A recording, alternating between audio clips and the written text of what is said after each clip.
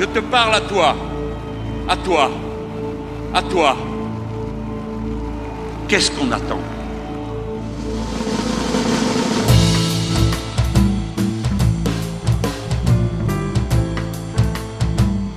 Nous sommes d'abord frères et sœurs en humanité. La seule richesse qui nous importe, c'est celle qui se développe quand on la partage. C'est-à-dire le savoir, les arts, la musique, la poésie, la peinture, l'amour, la tendresse. La destruction de l'environnement menace tous les êtres humains. C'est en mettant l'écologie au poste de commande que la priorité écologique donne une politique de paix. La planification écologique et la transition vers le 100% d'énergie renouvelable nous soustrait à la tyrannie des énergies carbonées et des guerres qu'elles portent en elles pour le pétrole. Il y a un lien très intime entre le capitalisme fou, des productions aberrantes, une maltraitance de masse des animaux qui doivent être sacrifiés en telle quantité et qu'ils sont traités comme des choses. À bas les fermes des 1000 vaches, à bas toutes ces persécutions inutiles qui flétrissent l'humanité par son indifférence devant les êtres sensibles. Le troisième fléau qui menace de nous détruire, c'est la pauvreté.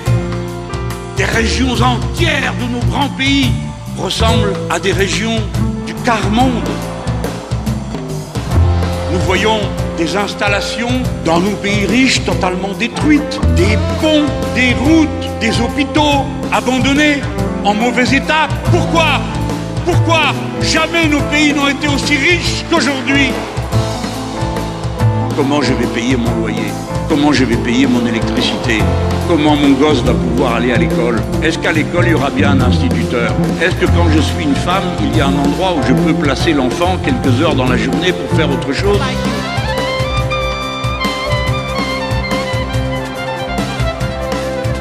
Qu'est-ce qu'on attend? Qu'est-ce qu'on attend pour arrêter ça? Non à la guerre! Non à l'armement! Non à l'OTAN! Pas de compromis pourri sur la question de la guerre ou de la paix. Nous ne voulons pas de l'Europe de la défense parce que nous ne savons pas contre qui ils veulent se défendre, c'est-à-dire qu'ils veulent attaquer.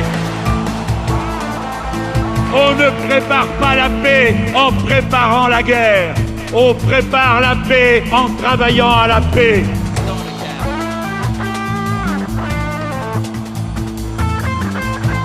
La laïcité protège le droit des musulmans de croire.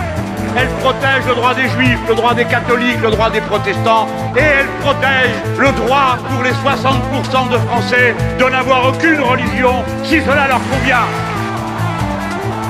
Pas de religion en politique. L'immigration est le résultat de la guerre. L'immigration est le résultat de la pauvreté. Ces guerres et cette pauvreté, ce sont nos peuples, nos pays qui les ont déclenchées chez les autres. Les gens ne partent pas de chez eux par plaisir. Soulager la peine, encourager l'effort de celle ou de celui qui se dévoue au bien commun. Voilà quelles sont les tâches d'un peuple libre.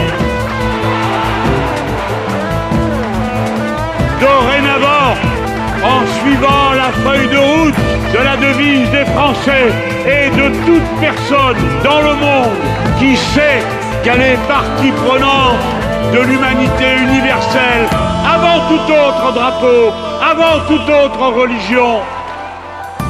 Liberté, égalité, fraternité.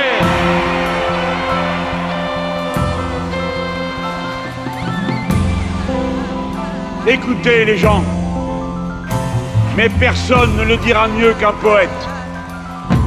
Le rêve de l'enfant, c'est la paix. Le rêve de la mère, c'est la paix.